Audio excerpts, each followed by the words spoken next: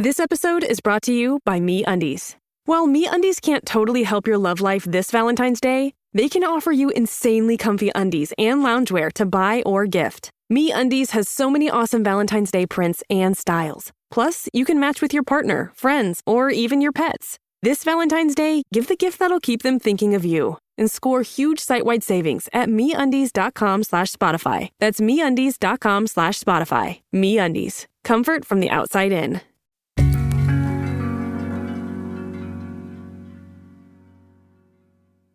Test. It's recording. In early February, I hopped in the car with my producer, Jesse, and our social media manager, Maddie. All right, we just pulled into the parking lot at Rhode Island SPCA. Is that right? Tell us. It's the Rhode Island RISPCA. Rhode Island. That's the Rhode Island Society for the Prevention of Cruelty to Animals, RISPCA for short. Their headquarters are just outside Providence. What are we doing here? Well, we're here to see if cats are pooping on names. And why are cats pooping on names? Because the RISPCA is having a fundraiser where for $5, they will have their cats poop on the name of your ex or anything you dislike, even a politician, even an illness, a sadness, but mostly exes' names. That's right. For just $5, the RISPCA was offering people the opportunity to do two things at once. First, a chance to do some good by supporting the shelter. And second, exact revenge. I'd written about this Valentine's-themed fundraiser, which they called Love Stinks, a few weeks earlier. But I really wanted to see it in person. I thought, people helping animals, animals helping people. That is a story that deserves to be told, no matter the personal cost. Did anybody bring a name that we're going to donate today? Here's the thing. I feel like karma-wise, I'm in an incredible place where, like, I wish the best for my exes and I think they wish the best for me. But this might be karma for me in general, my being here, because I'm so horribly allergic to animals and particularly cats. So I just feel like I'm just trying to survive the day, man. We're in for an adventure. Let's do it. I'm actually going to leave my coat in the car because anything I cannot get. Luckily, the RISPCA has a shiny new facility with lots of open air and no carpets. And yet, my nose started running immediately. Hey, how you doing? Good, how Jesse, are you? nice to meet you. Nice to meet Thanks you so much too. for having Of us. course. Meredith, Hi, hi. Meredith. Nice to meet you. This is Maddie. That's Stephanie Van Patten. I am the Director of Community Engagement at the Rhode Island SPCA. And our tour guide for the day.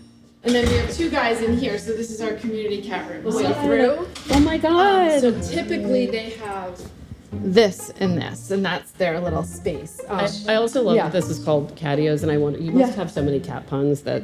Yes. Okay. So this is our like initial little setup, kind of like our. Stephanie pointed to a cage with a litter box full of pink paper hearts with the names Jennifer, Peter, Vicky, Tom, some of the first victims. So whose idea was this? Sure. So it was Olivia's. Olivia's our cat and small animal manager. She has wanted to do it for a while. And so I said, okay, we'll do it. We'll put one post on social media and see what happens. But for some reason, it just took off like wildfire. They ended up receiving submissions from 48 states. I'm down to 2 states. I need 2 more states. Wait, what are they? Kansas and Mississippi. Those are my last 2. And I have Australia, the UK, and several from Canada. Oh, this is Heather. Heather, I'm going to grab you. These guys are from the Boston. That's staffer Heather Paglarini, one of the lead name writers for Love Stinks. So how many names for pooping on did you write? I wrote 545, but I know there is over 1,000 at this point, so we have quite a few more to write. Was there a name that was coming up a lot? There were some people that donated multiple times for the same person, like Tim 5 times because Tim really did someone dirty. Yeah. Take that, Tim.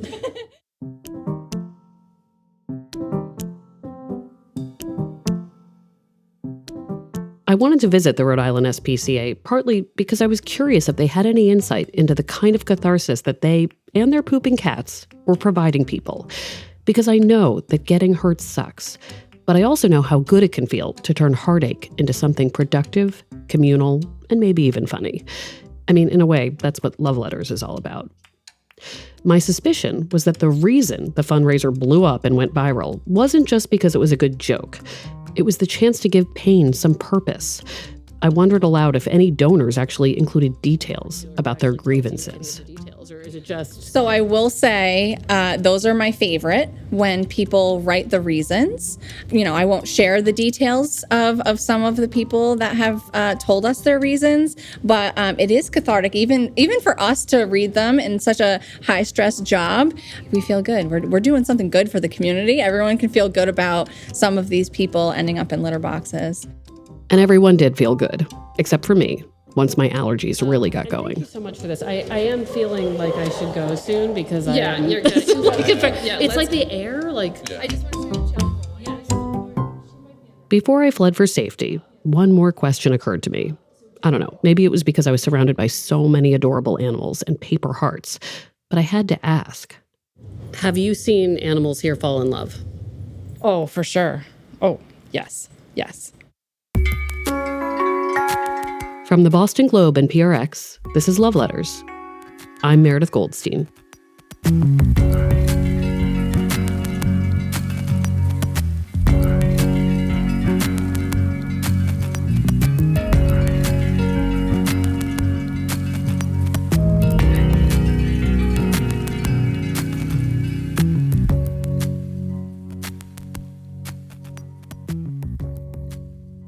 Full disclosure, I have never been a pet person for aforementioned reasons, but I have always appreciated the many different ways that animals help their human friends. For instance, I've heard that riding horses is an effective form of therapy. I've read stories about the very good dogs that comfort people after disasters. And when I tell you that I am obsessed with this parrot sanctuary that I saw on vacation in Key West, believe me, obsessed. The sanctuary is run by this elusive character named Nancy, who told me all the things she's learned about love, grief, and the bonds of friendship just by being surrounded by parrots every day. I left that sanctuary wondering, can humans actually learn something from parrots or another animal species? My guest today, Megan Martin, says yes, because she's learned some lessons herself. Hi, I'm Megan Martin. I'm 42 years old, and I'm the Dean of Natural Resource Conservation and Management at Unity Environmental University. Megan, who goes by Meg, is an expert in animal behavior, specifically something called mate choice. And not just any expert. I'm talking renowned in her field kind of expert. Undergraduate degree at Reed College. I got my master's in conjunction with the Oregon Zoo and Portland State University. Did some work with the United States Fish and Wildlife Service, Oregon Primate Research Center, giant panda research in China, conservation breeding of pygmy rabbits. Basically, Meg's research focuses on how animals choose their partners and understanding how those behaviors can preserve healthy animal populations. It is super important work. It also happens to be a cool job to talk about at a party. You kind of quiet the room when you say you're a sexpert in giant pandas, right? And after talking to her, I can see why. It's not hard to fall down the rabbit hole with animal talk. What is the weirdest animal courtship ritual weirdest to you? The insects go to a whole different level. Between many females eating the heads of their mate and their crazy penises, stabbing rituals, I think the insects probably win it. What animals would be the most romantic partners? Oh, the penguins. The males will sit on the egg for so long to keep the eggs from freezing. I think when you think of like an ideal partner, how devoted they are, you think of them. The real reason I wanted to talk to Meg was to ask her this. Can you say in broad terms what humans can learn from the love lives of animals? Like, can we learn anything from creatures that are not human, and should we even try? I personally have learned quite a bit from animals, and I think it's informed my dating life for sure.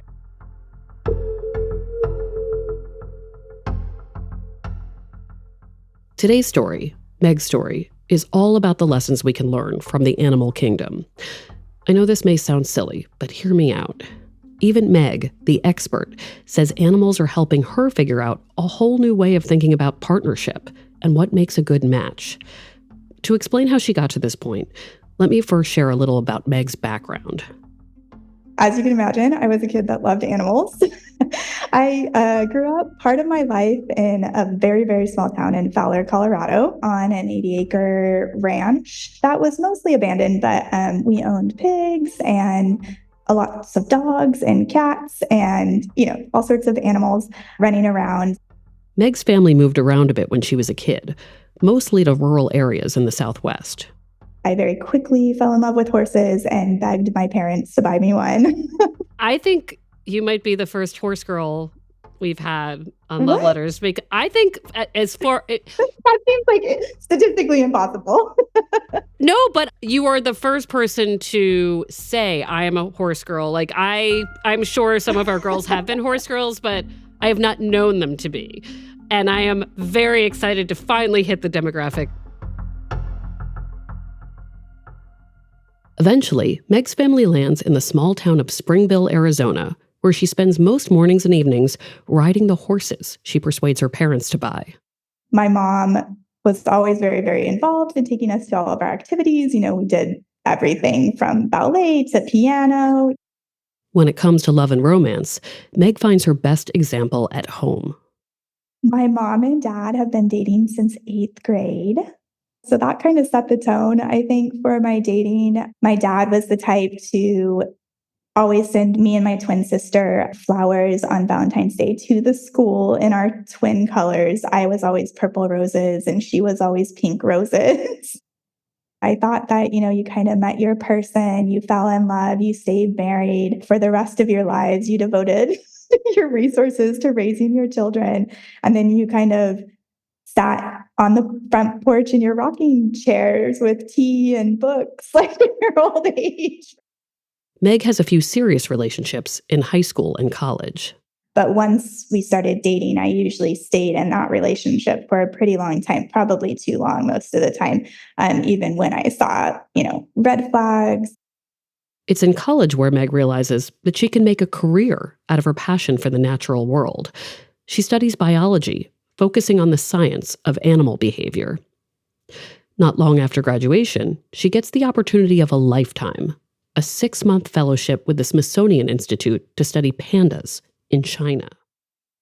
I researched how juvenile male giant pandas sort of went through adolescence and the behaviors that they expressed during that time period. And so my job was to just go and watch these horny giant panda males during mating season. Right. You say like adolescent male giant pandas, and I'm picturing them like listening to Fall Out Boy angrily in their rooms, like having an emo adolescence.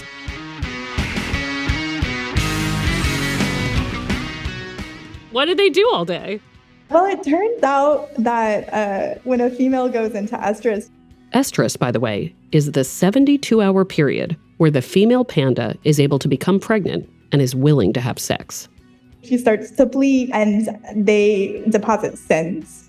And so if a male is next to a female who is in estrus, he starts kind of going crazy. Meaning he starts pacing back and forth. Very teen, very angsty.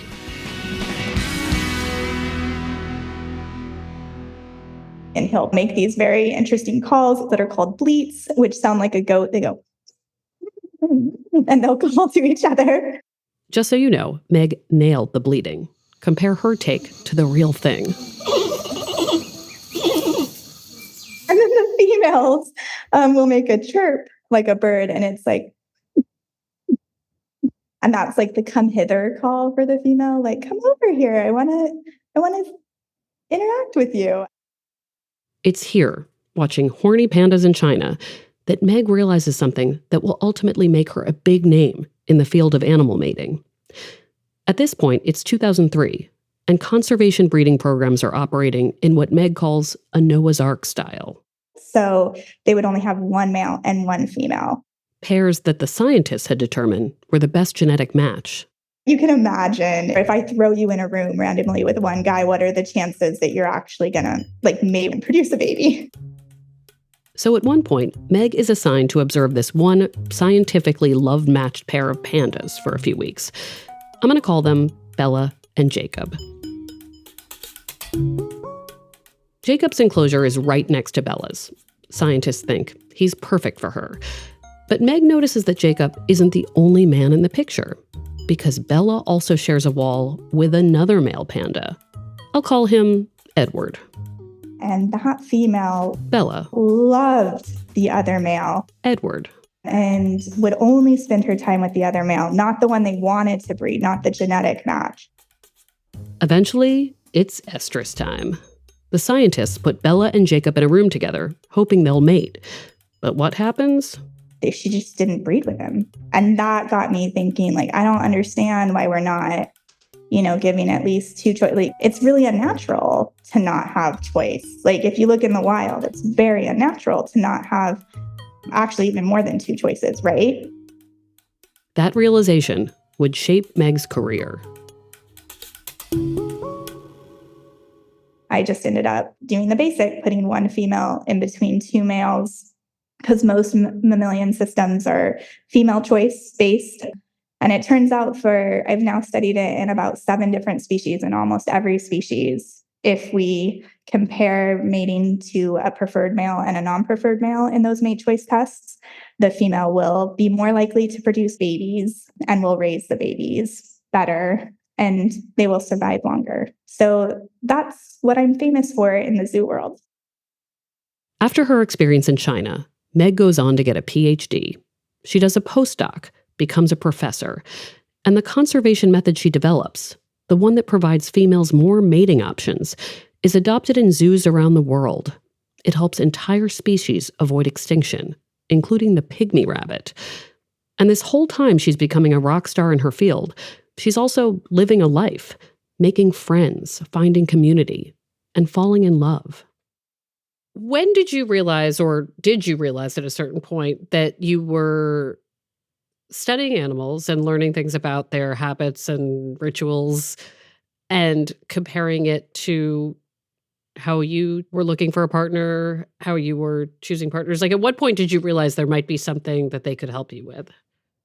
I guess it was a little later. When stuff started to go downhill in my marriage, I started to approach some of the behaviors in the marriage and some of, my day-to-days in the marriage more as a scientist. The rest of Meg's story and the lessons she's learned from the wild after the break.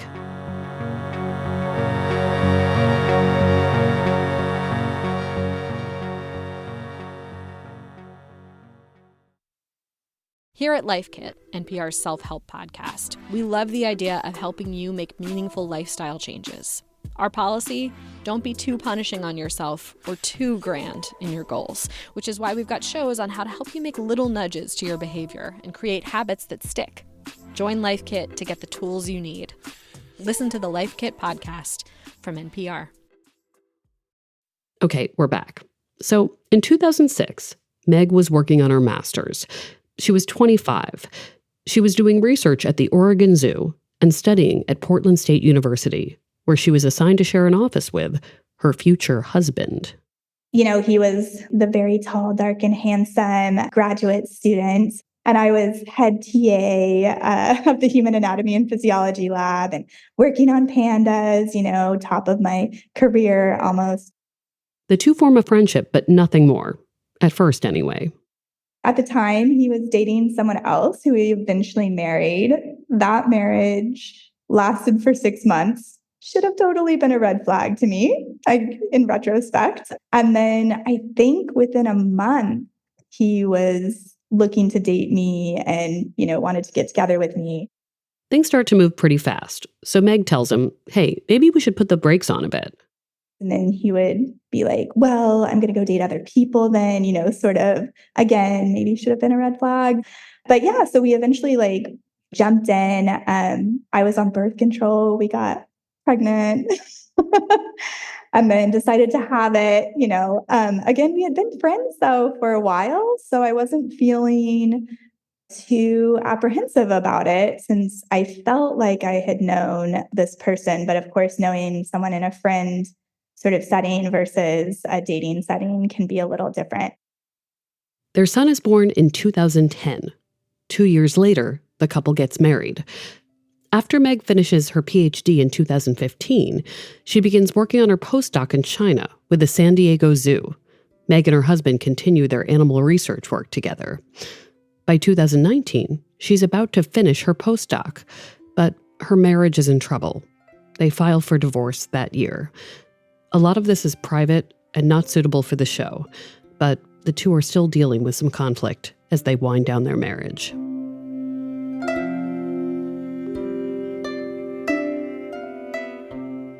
The first time I spoke with Meg, I called her because of her animal expertise, and I asked her if humans could learn anything from her work. And she basically told me, "It's funny you should ask." Divorce has not been easy, and Meg has been doing plenty of reflecting lately. She's been thinking a lot about the parallels and differences between the love lives of humans and animals. Now, of course, there are millions of animals, and they all speak their own love languages. We have no perfect analog in the wild. But when your breadth of knowledge is as deep and wide as Meg's, you can start to pick out some patterns, some potential best practices.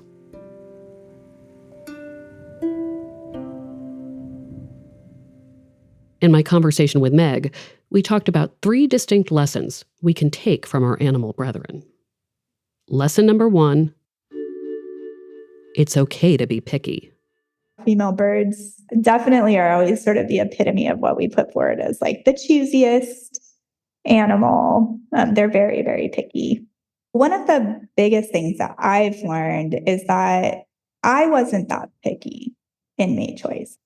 I wish I would have waited. And I've had many, many older women sort of say, if I can tell you one thing about choosing your husband to be, it's choose wisely.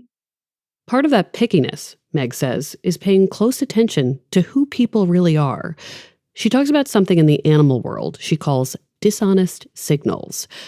Let me do my best Sir David Attenborough impression to explain.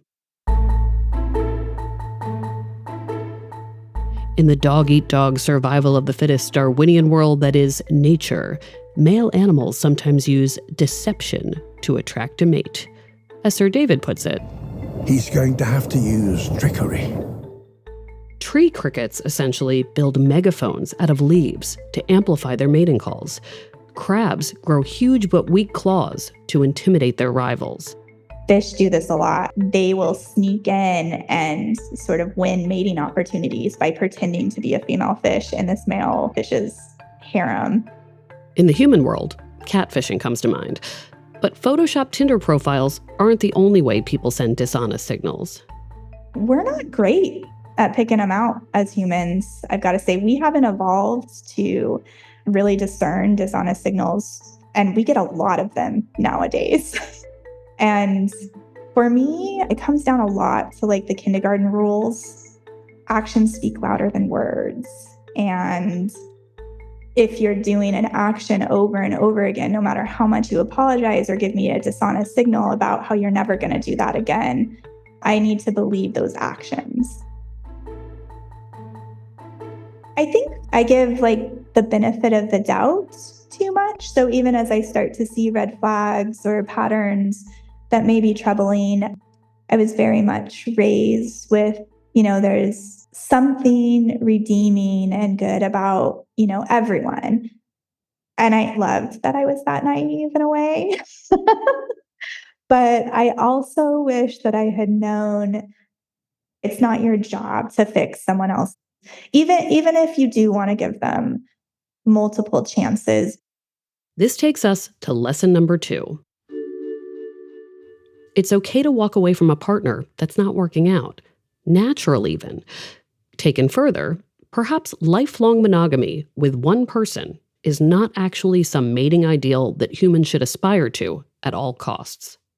Most animals, and most mammals in particular, are not monogamous. evolutionarily, we're kind of not built for it. I know that humans don't like to hear that, but we aren't. Humans would be the exception if they can stay monogamous. But I think that most research actually shows that a lot of partners don't, right? Or they divorce because they see the grass is greener on the other side, even if it's not necessarily. Now, if you do happen to find a partner who you want to spend your whole life with, I think that's great. But I do think, as a species, humans are stuck on this idea that we should absolutely mate for life, that there is one perfect person out there. Sometimes partners are great for a period of time, and then they're not. That's okay. People in polyamorous relationships might say they are perfectly capable of loving more than one person. Is there anything we can learn from the way animals hit the refresh button when they choose their next partner, like the way they can move on, how they might treat their former partner? Well, many of the solitary mammals, at least, have it easy, right? They know they're going to pick a male, and then it's only going to be for that one season. And that male may present themselves again the following season, but they don't have to pick that male again, right? They can if they decide that that's what they like. So I guess maybe humans, we're the same. Like, you wake up every day and you can pick that person again every single day. I mean, that's what a relationship is, right? Like, choosing to pick that person.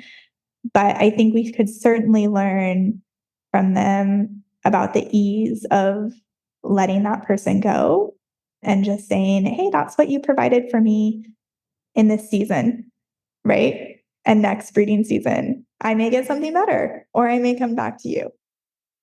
This brings us to lesson number 3, something Meg is focusing on a lot right now.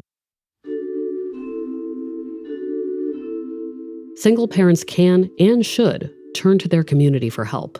It's actually natural. Most mammals, I mean, honestly, the females will kind of use the male as like a sperm donor and then either form sort of matriarch packs, like elephants or, herd animals. You think of them as, having a lot of females to one male kind of thing. Or they just raise the babies on their own. Like all of the solitary carnivores, all of the mothers raise the babies on their own. Is that empowering to you too at this point in your life, that there are so many animals that don't eat any of it or can set it up their own way? Yeah, definitely. I mean, I'm a single mother now, right? And it's very, very difficult to be a single mother.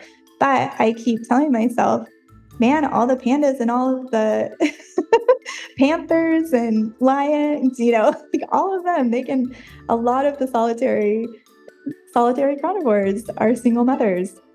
Looking at the primate model, most of them are, large groups that a lot of females help raise a lot of offspring. So, yeah, I think that, we just have to go back to our evolutionary line and be like, this isn't that unusual.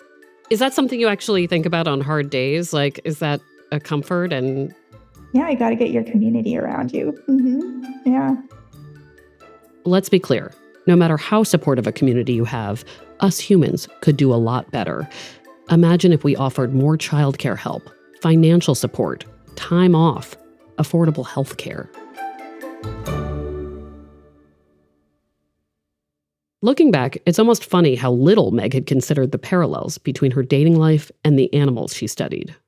Maybe that's the human fallacy, right? That you just still think you're above the animal side that we have.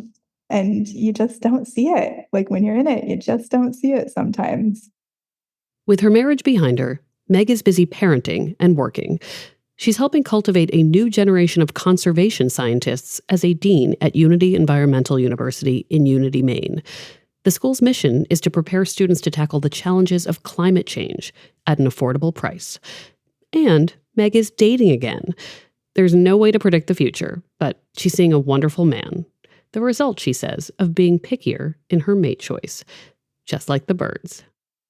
I'm wondering, just because we've talked about birds as being a good model for just slowing things down and picking a person who's right for you and considering your next steps, do you have a favorite kind of bird? I like the bowerbirds. Oh my gosh, they're so cute. Have you heard of these Tell me guys? about that. I don't know what you're saying. So tell me all about them. The bowerbirds, the males, they will find anything in their environment that is blue. And then they make this very elaborate ground bower that's decorated, like twigs decorated with everything blue. And for whatever reason, females in that species are attracted to the color blue. And so the male will make these bowers and then they'll do these little dances inside the bowers and they like bring the females in with the dance. And then the female goes in and inspects the bower. And if she likes the bower, then she'll decide to mate with you.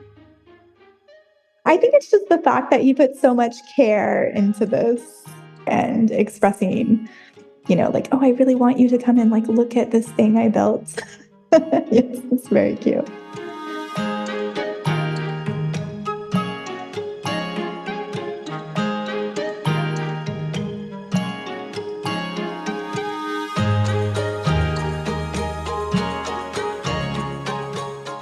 Love Letters is a production of the Boston Globe and PRX. Today's episode was produced by Jesse Remedios and Scott Hellman. Ned Porter does our audio mixing, sound design, and mastering. Maddie Mortel does our audience engagement. Special thanks to Linda Henry. Our music is from APM. Remember, Love Letters is also an advice column. Send a letter about your love problem to loveletters@boston.com. Find episode transcripts and more Love Letters content at loveletters.show. I wanted to ask you, since you are a horse girl, what are horses like to date? Not that we would date them, dating each other. I need to watch my phrasing with this. Yeah, I'm like that. Let me try this again. I'm Meredith Goldstein. Thanks for listening.